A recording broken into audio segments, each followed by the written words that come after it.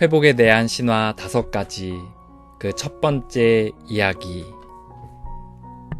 많은 사람들이 자신의 문제를 깨닫고 회복하고자 시작할 때 가장 먼저 시작하는 것은 전문가를 찾아가는 것입니다. 소위 전문가라고 이야기하면 의사, 상담사 또는 관련된 자격증을 가진 사람을 우리는 전문가라고 이야기합니다. 그리고 우리는 그들을 처음 만나 첫 번째 만났던 사람들의 진단을 받아들이고 그리고 그들이 제시하는 해결책을 열심히 달려가게 됩니다. 이것은 전문가의 진단은 모두 옳을 것이다 라는 회복에 대한 잘못된 믿음에서 나오는 겁니다. 사실 상담사, 의사, 그 외에 여러 자격증을 가진 사람들 또는 회복을 돕는 많은 사람들에겐 각자의 회복에 대한 이론들이 있습니다. 문제의 원인을 각자 나름대로 경험과 공부를 바탕으로 해서 내리고 그리고 각자의 경험과 연구의 결과로 그 해결책을 제시합니다. 그렇기 때문에 모두 다 진단도 다르고 해결 방법도 다른 것입니다. 이들 중에는 정말 맞는 것도 있지만 틀린 것도 있습니다. 잘못된 인간에 대한 이해의 바탕 가운데 잘못된 해결책을 제시하여서 그 길을 따라갔다가는 오랜 시간 고생하거나 또는 회복의 중요한 타이밍을 놓치는 경우들도 많이 있습니다. 회복에 대한 신화 첫 번째는 전문가의 진단은 모두 옳을 것이다 라는 생각입니다. 우리가 몸이 아파서 병원에 갈 때 우리 중 많은 이들은 의사는 모든 진단이 옳을 것이다 라고 생각을 합니다. 하지만 나이가 들어갈수록 또 여러 병원들을 다녀볼수록 어떤 의사는 잘못된 진단을 하여 잘못된 해결책을 제시하는 사람도 있다는 것을 알게 됩니다. 그래서 지혜가 있는 분들은 자신의 고통이 발견되거든 여러 병원들을 다녀보고 가장 정확한 사람을 찾아 그들의 이야기에 귀를 기울이라고 이야기하고 있습니다. 마음의 병도 마찬가지입니다.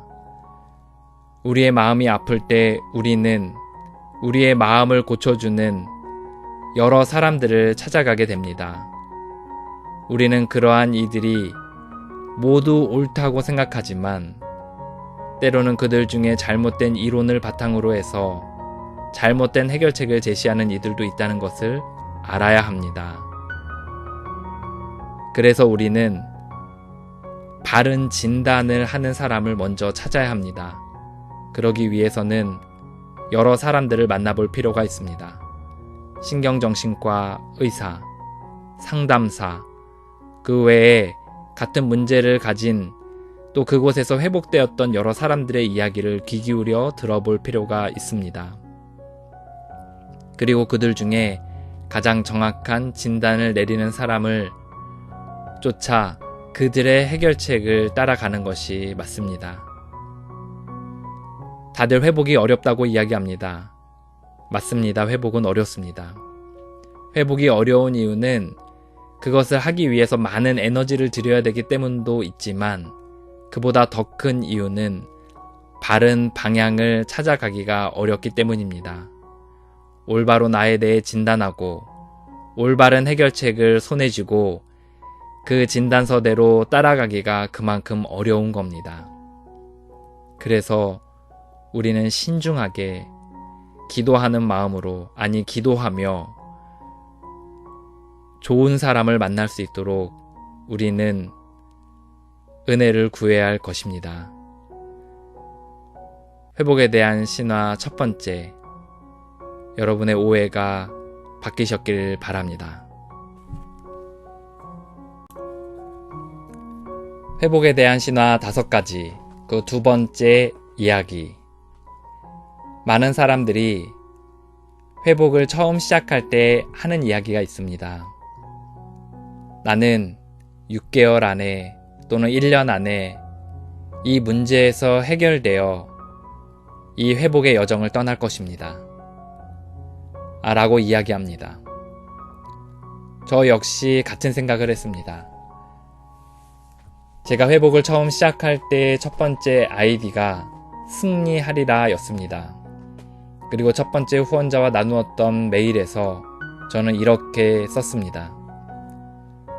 나는 앞으로 6개월에서 1년 안에 이 문제에서 자유하게 되도록 노력할 것입니다.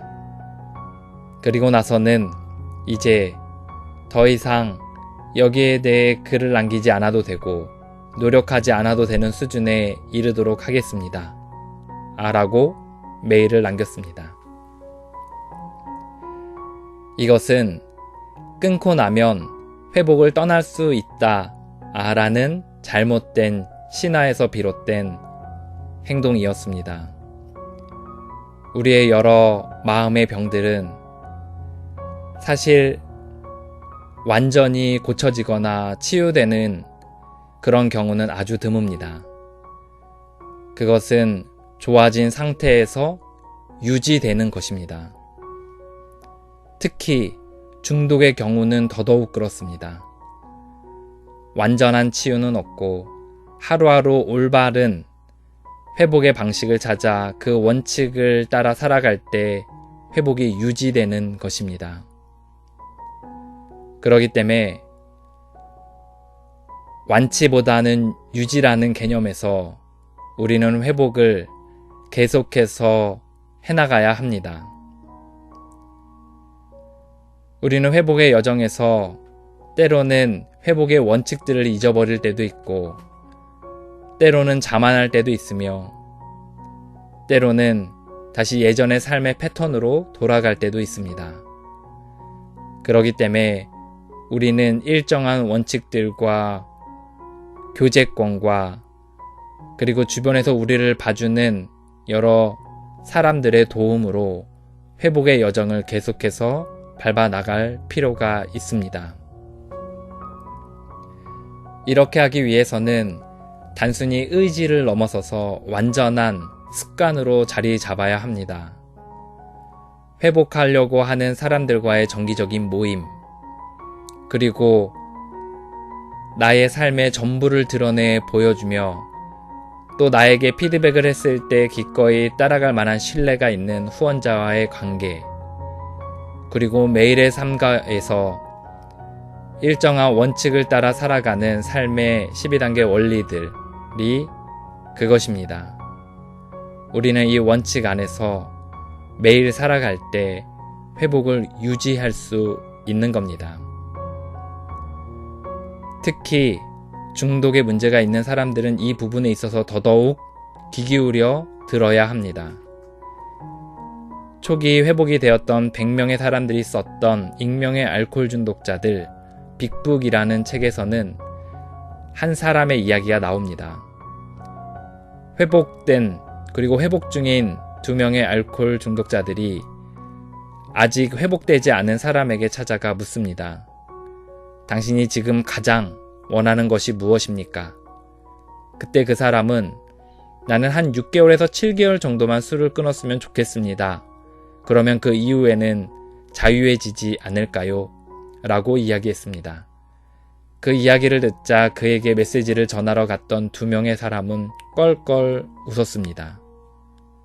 이유가 있습니다. 당신에게는 그런 일이 일어나지 않을 겁니다. 당신은 계속해서 그런 상태에 머물러 있으며 대신 회복을 유지하기 위한 일정한 원칙과 노력들을 해나갈 때 온전한 삶을 살아갈 수 있을 것이기 때문입니다. 이것은 끊고 나서도 회복을 계속 해야 된다는 이야기입니다. 회복에 대한 신화. 2번째, 끊고 나면 회복을 떠날 수 있다는 신념이 바뀌게 되길 바랍니다.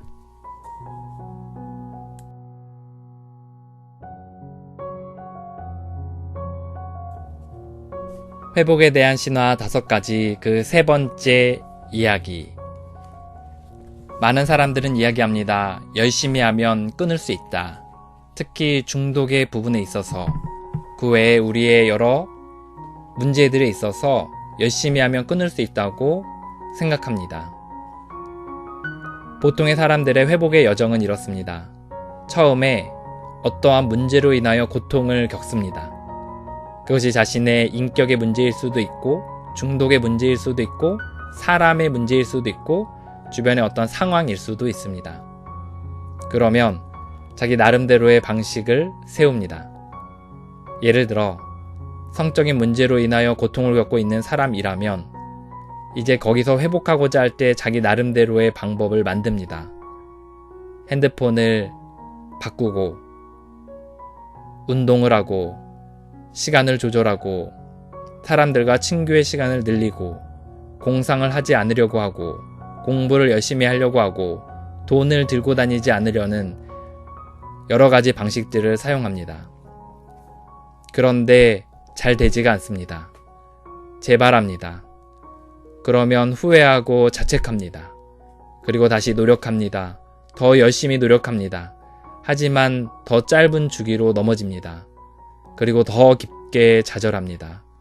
그렇게 점점 더 열심히 하지만 점점 더 좌절하게 되고, 그리고 그 중에 많은 사람들은 회복을 포기하기에 이릅니다. 왜 그럴까요? 왜 이런 현상들이 생길까요? 이유가 있습니다. 그것은 그들이 잘못된 신화를 믿고 있기 때문입니다. 많은 사람들은 열심히 하면 회복될 수 있다고 생각합니다. 이것은 절반만 맞는 이야기입니다. 회복을 할 때 열심히 해야 하는 것이 맞습니다. 정말 남들이 생각하지도 못한 방식과 열정을 가지고 열심히 하는 것이 필요합니다.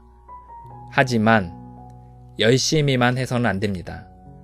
그 이전에 반드시 있어야 하는 과정이 있습니다. 그것은 자신에 대한 바른 진단입니다. 내가 어디가 아프고 어디가 왜 힘든지, 그리고 거기서 회복하려면 어떻게 해야 하는지에 대한 기본적인 방향을 정해야 합니다. 그 바른 진단과 회복의 방법을 정하지 않고서 그냥 나름대로의 방식으로만 열심히 한다면 그것은 절대로 회복의 열매를 보기가 어려울 것입니다. 많은 사람들이 지금도 열심히 합니다. 하지만 열심히 하기 이전에 좀 더 자기의 문제에 대해 진단하고, 그리고 올바른 해결 방법을 찾는 데 있어서는 많은 시간을 들이지 않습니다. 하지만 자신의 문제를 진단하고 올바른 방향을 찾는 것에 있어서도 열심을 내서 노력해 볼 필요가 있습니다. 그리고 그 열심의 연장선에서 자신이 발견한 해결책을 가지고 달려가다 보면 비로소 회복의 열매들을 얻을 수 있는 겁니다. 그러면 어떻게 자기 자신에 대한 바른 진단을 하고, 그러면 어떻게 하면 바른 회복의 방법들을 찾아갈 수 있습니까? 기본적으로 그것은 당신 자신에게 맡겨두려 합니다. 신께 기도하며 또 여러 사람들의 도움을 구하고 책을 찾아보며 한번 자신에 대해 바른 진단들을 해보고, 그리고 올바른 방향들로 나아가 보기 바랍니다. 이렇게 이야기하는 이유가 있습니다. 아무리 제가 당신의 상태는 이렇고 이러한 방향으로 나아가야 합니다라고 이야기해도 절대로 자신의 마음이 움직이지 않으면 받아들이지 않고 그 회복의 방법들을 취하지 않기 때문입니다. 하지만 적어도 이 부분, 열심히만 해서는 안 되고 자신을 진단하고 올바른 회복의 방법들을 찾는 데 있어서 열심을 내야 된다는 거, 그 이후에 계속해서 회복을 해나가야 된다는 것에 있어서는 동의할 겁니다. 그렇게 여러분의 삶 가운데 회복에 대한 진단과 올바른 방법에 대한 열심을 먼저 해나가시길 바랍니다.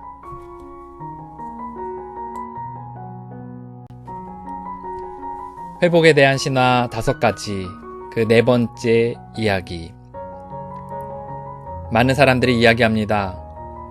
내가 문제를 갖는 것은, 그리고 이것으로 인해 내가 힘들어하는 것은 주변에서 내 맘대로 움직여주지 않기 때문이야. 나를 도와주지 않기 때문이야.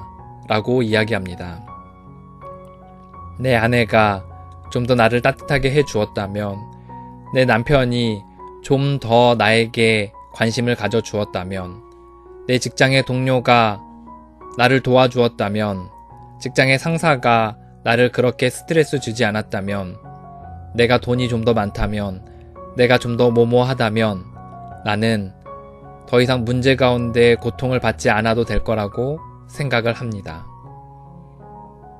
하지만 이것은 신화에 불과합니다. 주변에서 제대로 해주면 회복된다는 것은 신화입니다. 진실은 우리는 그들을 바꿀 수 없으며 우리 자신만을 바꿀 수 있다는 겁니다. 그리고 우리의 고통의 상당 부분은 우리 자신에게서부터 나온다는 것을 기억할 필요가 있습니다. 어떤 중독자는 이야기합니다. 나는 우리 가족이 나를 제대로 돕지 않기 때문에 내가 재발을 하는 거야. 직장생활이 스트레스 받기 때문에 나는 넘어지는 거야. 나는 넘어질 수밖에 없는 환경 가운데 있기 때문에 넘어지는 거야. 주변에서 제대로만 해준다면 나는 넘어지지 않고 살아갈 수 있어 라고 이야기합니다. 하지만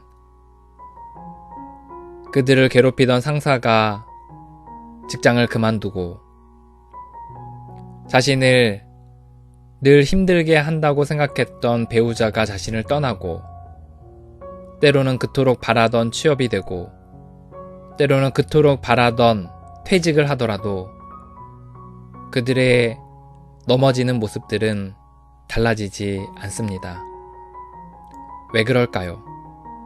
왜 주변의 상황들이 좀 더 좋게 바뀌었는데도 여전히 넘어지고 여전히 회복하지 못하고 있을까요? 그것은 우리의 문제는 외부의 조건으로 인해 생기는 것이 아니라 우리 자신이 그러한 문제를 만들어내는 사람이기 때문에 생기는 것이기 때문입니다. 주변이 아니라 나 자신입니다. 주변은 우리가 어찌할 수 없지만 나 자신은 바꿀 수 있습니다. 주변을 탓하기보다는 어찌할 수 없다는 것에 대해 받아들이고 나 자신이 회복되기 위해 부지런히 바꾸어 간다면 비로소 문제에서 자유로워지며 회복되어질 것입니다. 핑계대기. 그것은 회복을 지지부진하게 만들고 회복을 멈추고 때로는 회복의 대상을 자신이 아니라 다른 사람에게 화살을 돌리는 오랜 병입니다. 우리가 만일 정말로 회복하고 싶다면 주변은 우리가 어찌할 수 없으며 나 자신만을 바꿀 수 있다는 것을 인정하고 주변의 상황으로 인해 내가 넘어지는 것이 아니라 내 자신의 어떠함으로 인하여 넘어진다는 것을 기억하며 겸손하게 회복의 여정을 따라가야 할 것입니다. 받아들임. 그것이 해결책입니다. 한 번은 익명의 알코올 중독자들 빅북 뒷부분에 경험담에 이런 이야기가 있습니다. 한 사람이 아내와 자녀와 집안의 강아지가 문제라고 생각하여 정신병원에 갔습니다. 그리고 그들을 가두고 자신은 병원을 빠져나오려고 하였는데 병원에서는 자신을 가두고 가족들을 돌려보냈다는 겁니다. 한참이 지나고 나서 그가 깨달았습니다. 아, 문제는 그들에게 있는 것이 아니라 나에게 있는 것이구나. 나에게서부터 문제의 원인을 찾고 회복해 나갈 때 비로소 주변이 달라 보이는 것이구나 라고 깨닫게 되었다는 겁니다.